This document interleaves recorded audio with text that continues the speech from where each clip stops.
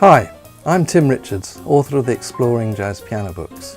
In the next 5 clips I'm going to demonstrate some of the topics featured in Volume 2 of the book. If you enjoy the playing of Herbie Hancock, McCoy Tyner, Chick Corea and other modern pianists, you will have heard the sound of Quartal Harmony, which has been widespread in jazz since around the 1960s.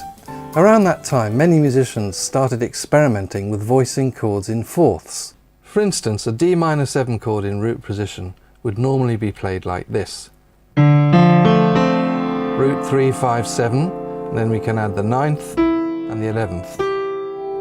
By the way, the 11th is the same note as the 4th. This note is often added to a minor chord. Now if we space the notes up in perfect fourths instead, we get this, giving a much more contemporary flavour and a more open sound. Although we can't play this chord in one hand alone, we can either play the bottom 3 notes or the top 3 notes, both of which are perfect fourths stacked on top of each other. So either will sound fine for D minor 7. The modal jazz revolution of the 1960s introduced a load of tunes that stay on the same chord for 8 bars or 16 bars, sometimes more, such as Milestones, So What, Impressions, Little Sunflower, Maiden Voyage and many others.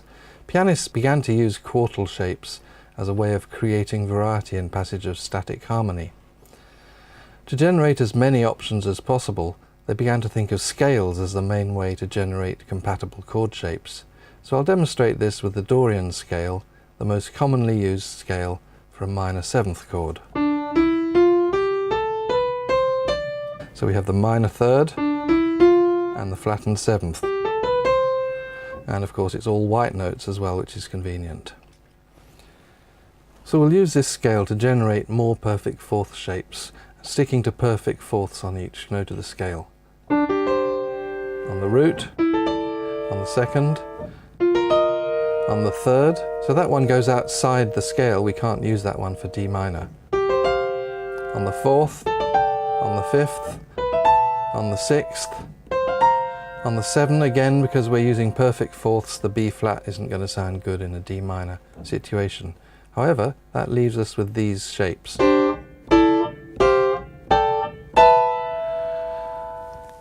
Let's take the shape based on the root, upper toner back in the left hand, and improvise in the right hand using the Dorian scale on D.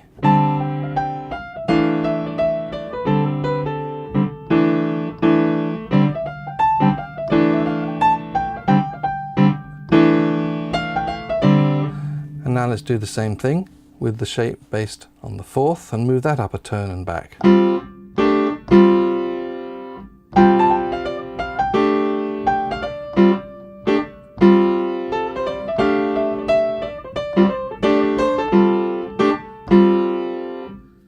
Using the shapes in pairs like this creates the illusion of a change even though the harmony hasn't gone anywhere.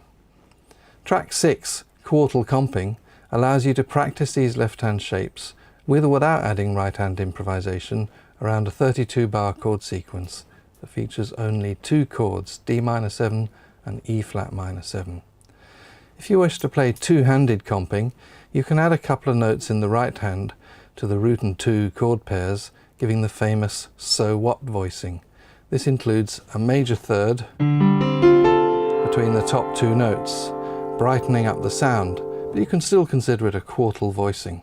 The whole D minor two-handed shape, which we can think of as root 4, 7, 3, 5, can be moved up a tone and back without going outside the mode. It's a bit like going to E minor and back. Let's play the So What comping with the bass and drums accompaniment from Quartal Comping. Make sure to learn the voicings a semitone up also for the bridge or the E flat section.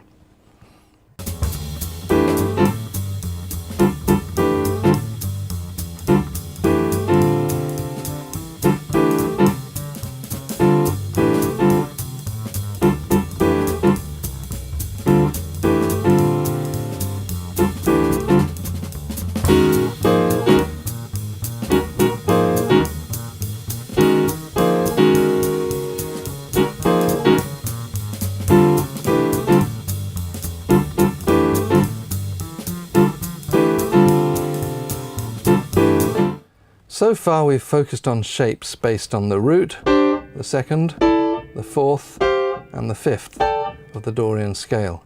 If we allow augmented fourth intervals in our quartal voicings, we can include shapes based on the third and seventh degrees of the scale. For instance, F, B, E, which was inadmissible when we had perfect fourths only.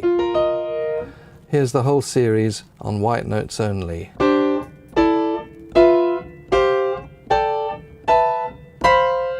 So there's a new one on 7. Previously we had a B flat. That's a little bit out for D minor. Be careful when you use that one. It's not the most obvious shape for D minor. But this one, which is now really D minor 6, 9, using the third, the sixth and the ninth, is a classic minor voicing. So these shapes, these new shapes, have the augmented fourth interval, this one on the bottom, F to B, and this one on the top, also F to B. So now we've got a quartal voicing for every note of the mode. So we're really playing a scale rather than a chord. So it would be nice if we could extend these so what voicings over the whole scale, but it's not so simple. You have to find compatible right hand notes, and they're not always going to be a third apart like those two. Pianists like McCoy Tyner developed a whole system of playing fat chunky voicings in 5-part harmony based on the so what voicing, but you need to choose those right hand notes with care, and also avoid doubling notes that you've already got in the left hand. The following example is one solution. The right hand notes, apart from the first two, are all a fourth apart. So here it comes.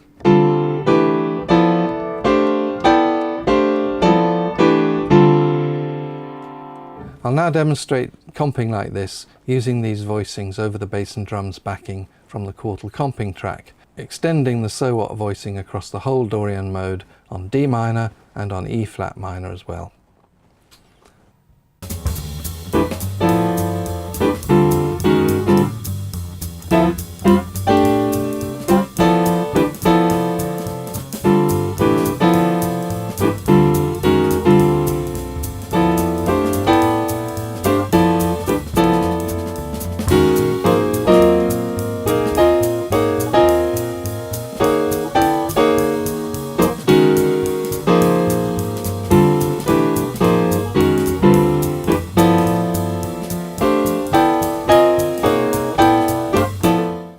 One of the characteristic features of a lot of modal playing is to take the chords and improvised lines outside the harmony for short periods, creating tension and release, as shown by the boxed chords in quartal comping.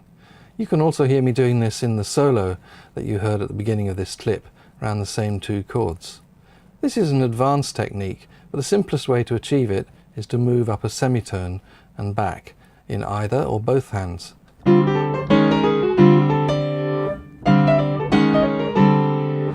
And you can basically go in and out of the D minor tonality just by going up to E flat minor for a short time.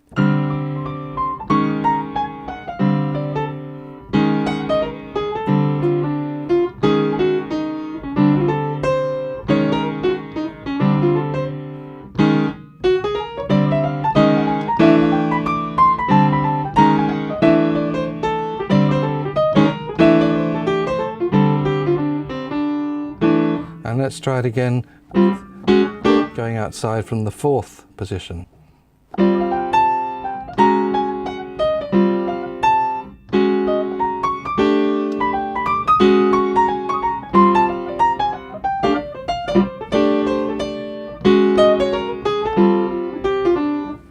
In this clip I've singled out minor seventh chords for quartal treatment. For major seventh chords you can't really use quartal shapes based on the root, because the fourth and the flat 7 are not allowable for a major seventh chord. In volume 2 I'll show you how to get around this, how to generate quartal voicings for all other chord types, and how to use quartal shapes in your improvised lines too. I hope you found this little taste of quartal harmony interesting and useful. In the book I also suggest ways of including quartal lines and ideas into your improvised solos. In the next clip, we'll be brushing up on rootless voicings, 2-5-1, cycle of dominant sevenths. See you then.